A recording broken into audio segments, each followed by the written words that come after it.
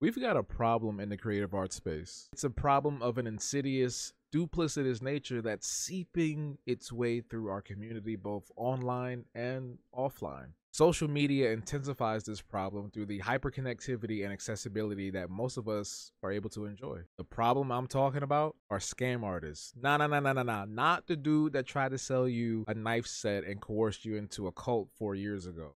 I'm talking about the working artists, creators who seek to exploit their audiences through wholesome self-help content.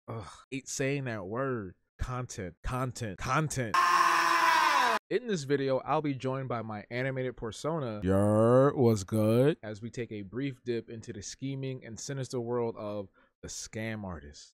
Ooh. Bacha. The biggest question here is, why scam? And the easiest answer would be to sit here and scream out, capitalism! And I could end the video just like that, but I'm not going to do that because it's time that we become pragmatic and dig a little deeper. We now live in a social media and influencer culture driven world. Every aspect of our lives is digitized, commodified, and monetized. To be honest, with the way our cost of living keeps going up, I don't blame anyone for making their daily life a reality TV-like program for millions to watch on their phone, just to try and make some money. As working artists trying to make a living, we're essentially forced to shuck and jive to all manners of trends, memes, and fake drama just to be seen on platforms that never really valued our art in the first place. We all want to be successful and earn a livable wage from the art that we produce. Unfortunately, some of our contemporaries have resorted to nefarious tactics to achieve those exact goals. To understand the why of the scam artiste, we must understand the perspective that stems from a combination of personal, societal, and systemic factors. Financial pressures. As I mentioned a moment ago, the cost of living has been rising. In New York City alone, the average rent rose by 8.6% as of a May 2024 study. The cost of groceries nationwide has risen by 28% over the past 5 years. And let's not forget the fluctuating gas prices across the country. If you have children or you're disabled, there's even more worrying weight on your back. The ever-growing temptation of a get-rich-quick scheme is more desirable than ever before. The allure of influencer culture. We can look at an artist like Ross Tran, seeing the level of success that he enjoys, and think to ourselves, ooh, must be nice. The glitz and glam of social media stardom is an eye-catching spectacle. From large communities of supporters that eat up everything that you do, brand sponsorships, national or even international exhibition opportunities, or even a celebrity wanting to purchase your work. Who wouldn't want to live in the lap of luxury? I myself just reached 10,000 followers on TikTok and already have some offers knocking on my door. It's a whirlwind of a feeling. Racial and gender bias. There are plenty of highly successful visual artists from the Black community such as Kara Walker and Rashid Johnson. However, they and others like them are the exception to the rule. Racism and sexism still exist whether we like it or not. We still live in a world where our gender and the color of our skin can present many obstacles. Appointing white curators to lead an African arts exhibition, the exploitation of trauma-infused works, earning disparities at art auction houses like Sotheby's, the lack of adequate funding and access to important resources, or simply having the opportunity to network in spaces that could help bolster our careers, are just a few things Black artists, artists of color, and women have to deal with. This section alone deserves its own video, and trust me, it will come November. Keep a lookout. Normalizing shady tactics. An artist will employ a multitude of marketing strategies to promote their artwork or their products. Unfortunately, many of these marketing strategies can also derive from duplicitous tactics utilized by companies and those lovely self-help gurus. These can include generating artificial urgency for a product, getting fake reviews or testimonials to help boost attraction, or even fudging sales numbers here and there to offer the illusion of desirability. These create the notion that scamming is an essential part of business strategy. Now that we know the why, it's time to get into the what of it all. Let's talk about some practices these scam artists use to try to trick us. The masterclass. Ever since that real masterclass brand released, everybody and their mama decided that they were an expert one day and created their own version of a masterclass too. Yup, just like those late night public access infomercials of the 90s, someone's got something they know will change your life. The masterclass has become as common as the flat screen TV, and the scam artist wants us to know that we can be just as wealthy and talented as they are through their 14-week course. Don't worry, it'll only cost $2,000, but it's worth it because once we complete this course, that $2K will be chump change. But wait, hold up. We also got to get that $300 book that will enhance the experience. It's a must buy. I've seen this exact scenario crop up across a multitude of industries, and it's an absolute shame to see my own peers latch on to this despicable nonsense. The worst part of it all, if you do take their masterclass, you'll be met with the most rudimentary information that you could have easily searched up on Google. I blame the Great Lockdown. You know, the lockdown where we were all stuck inside our homes playing Animal Crossing from sunrise to sunset. That Great Lockdown. I remember sitting in a clubhouse room full of black entrepreneurs, waiting to experience great conversation and insight from people who had claimed to be extremely wealthy and successful. Man, all them niggas was doing was just scamming in real time, trying to get people to buy their digital self-help books. My ass went and got one of them digital books, and it was instant regret. I was constantly searching for something that would help me grow on my social media platforms, and I thought this 101 great ideas for IG Reels would have something valuable in there, especially since the creator who made it had a large following. The book was literally all bullshit. A list of ideas you could have asked a 10-year-old to make. Literally, the first prompt was, show off your morning routine, with no further context. This is what I spent my $15 on. This bullshit-ass content. Turns out, most of these people bought their followers on IG. Yeah, that's something you can do. You can buy your followers. I ain't never been so ashamed of my kinfolk, man.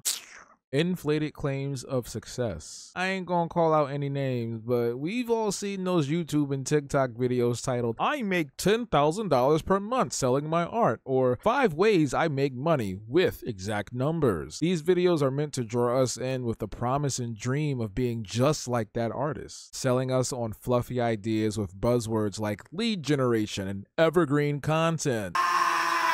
Focused entirely on the luxury of their lifestyle and not so much with their art. You see, if you check their website or social media account, this artist probably hasn't been making much art or posting it. Homie ain't painting nothing new since 2022. That $10,000 they're claiming to make, I promise you it's not from selling them art prints. It's from leading us to buying into their courses, their paid self-help content, high-priced memberships to exclusive resources, and probably some sponsorship deals sprinkled in here and there too. They're not interested in helping a fellow artist, they're interested in lining their pockets. The art show and exhibition grift. Some of the most wonderful experiences I've had have been the opportunity to exhibit my work in galleries, shout out Riva Gallery, and even hosting my own exhibitions in prominent community spaces, shout out Heads Up Barbershop. There are many groups like Found Work that exist to help artists reach those same opportunities and goals. Unfortunately, there are some organizations and even individuals whose goal is to simply funnel money into their pockets by exploiting artists. They butter you up with compliments, they make you feel like you're the next big thing, offering you the promise of sales, exposure, and so much more. If you're young, desperate, impressionable, or simply ignorant to all of this, you'll fall right into their clutches. The original draft of this section had me randomly quoting things you've probably heard, like being paid an exposure, or someone claiming to pay for a piece after it's done. But I think this would be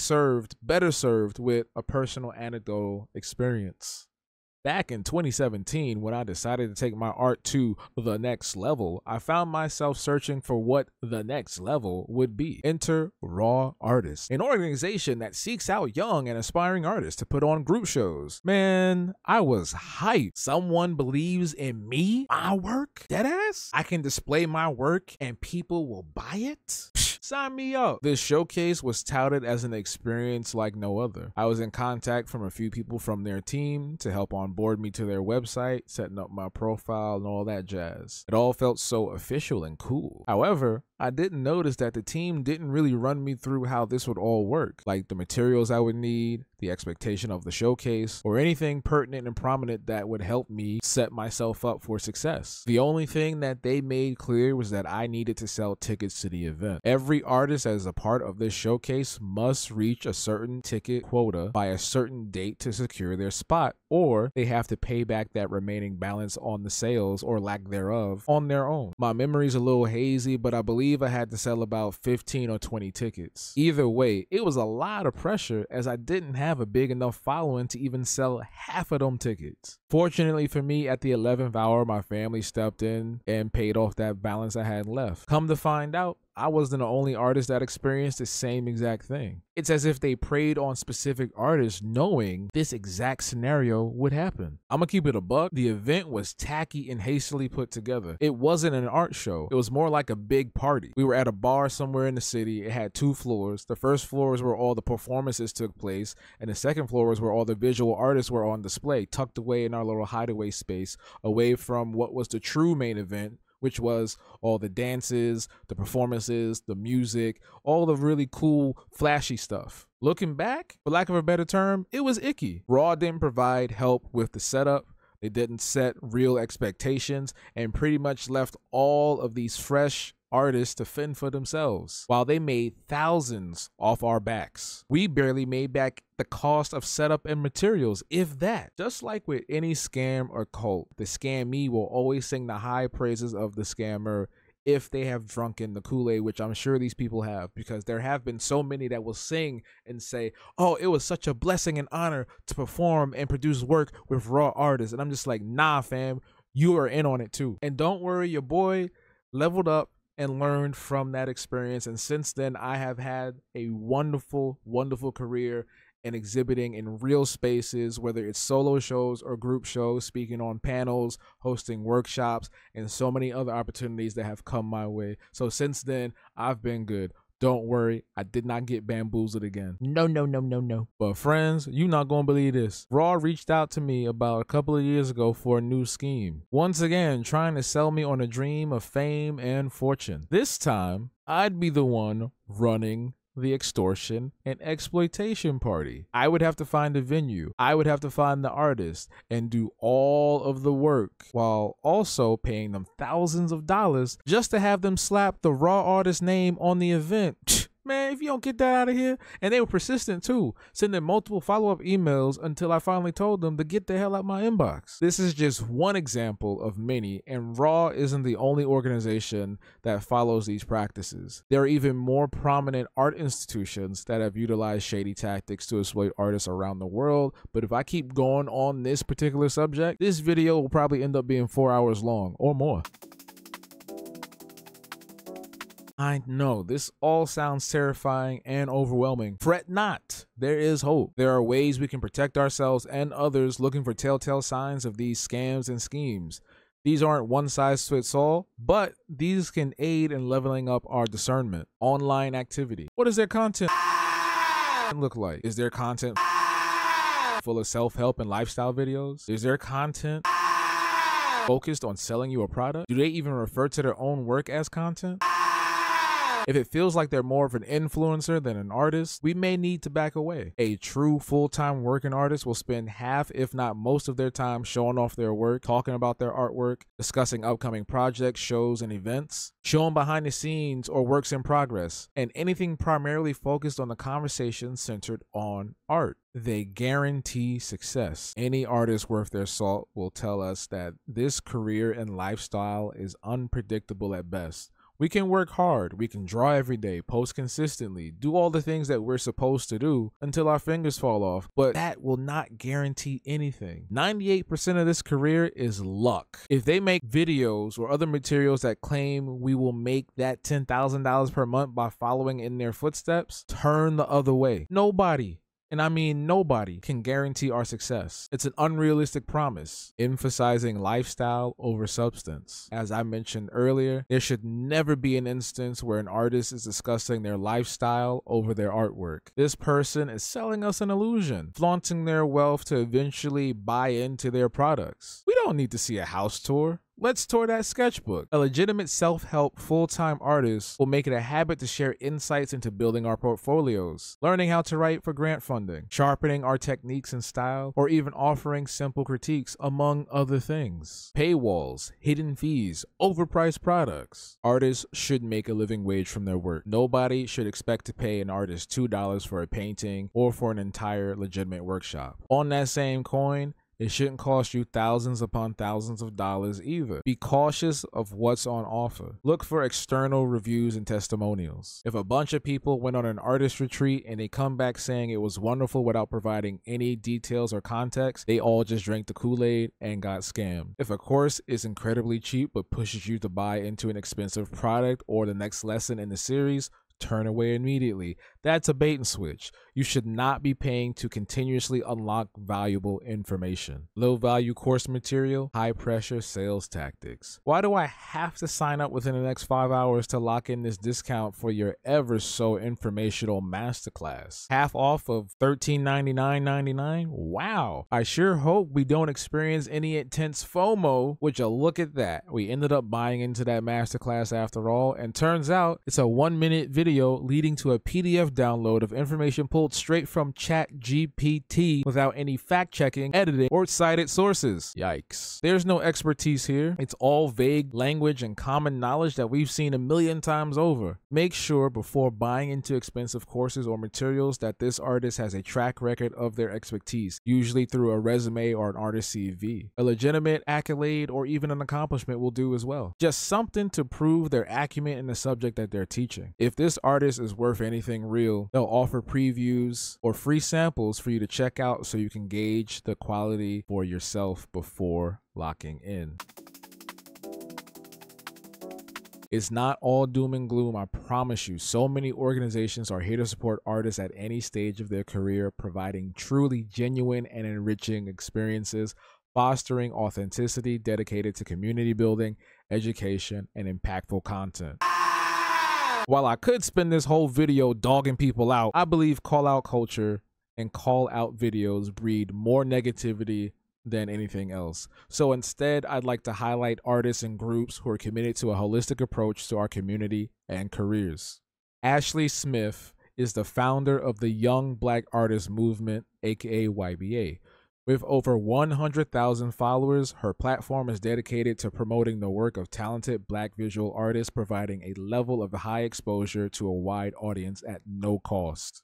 The Field is a nonprofit organization that provides community support, crowdfunding opportunities, grant funding, and professional development for artists to take their careers to the new plateau. They often host workshops that offer tools to empower and elevate artists of all backgrounds. Polly Urungu is the founder of Black Women Photographers.